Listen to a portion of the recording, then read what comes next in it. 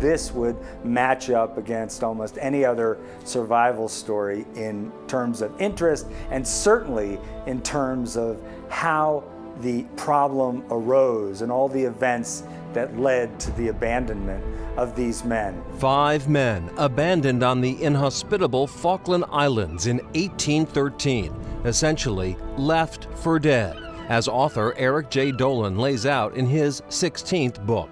First, the players, the American vessel Nanina, hunting seals in the Falklands, the British brig the Isabella, with 54 passengers and crew, and the British warship the Nancy. The Isabella was en route from what is now Australia to London when it crashed into the Falklands in a brutal storm.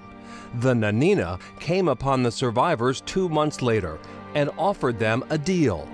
Unbeknownst to the British castaways, the War of 1812 was underway, and yet the captain of the American ship, Charles Barnard, informs them of the conflict and offers rescue.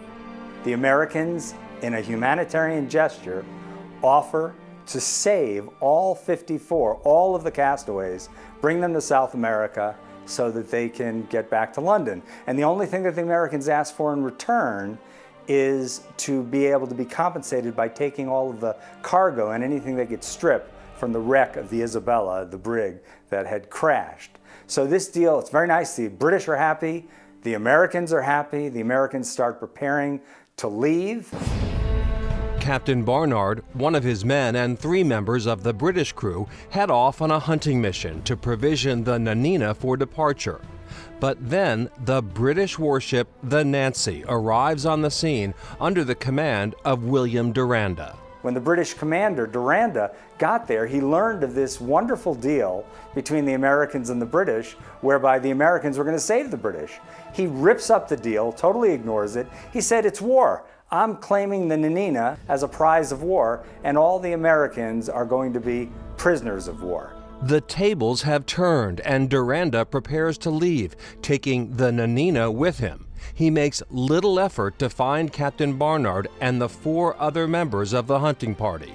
They only had a couple of knives, a couple of clubs, hardly any food, and almost nothing else. So when they were left, the Americans who were captured by the British warship basically told the British, "You have signed their death warrant. They are going to die." The 5 marooned men prove resourceful, building shelters out of peat, eating pigs, seals, birds, and eggs to survive. With the war raging, no rescue effort is mounted.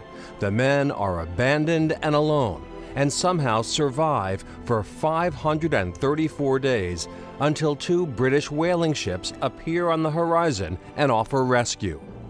It will still be years before they get home, and Captain Barnard does eventually return to sea. He writes a book about his Falkland ordeal and passes away at age 83. His obituary makes no mention of his incredible survival tale.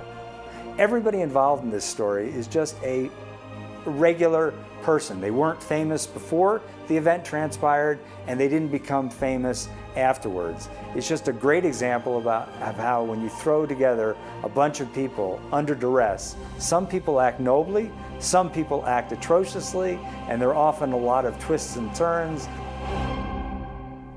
When the American sailors taken by that British warship returned to America, they began telling their stories to reporters.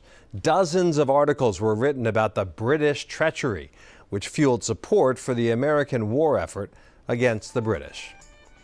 That is Chronicle for tonight. Thanks so much for joining us, everyone. I'm Anthony Everett. Have a great evening. Hope to see you back here again tomorrow night. Good night.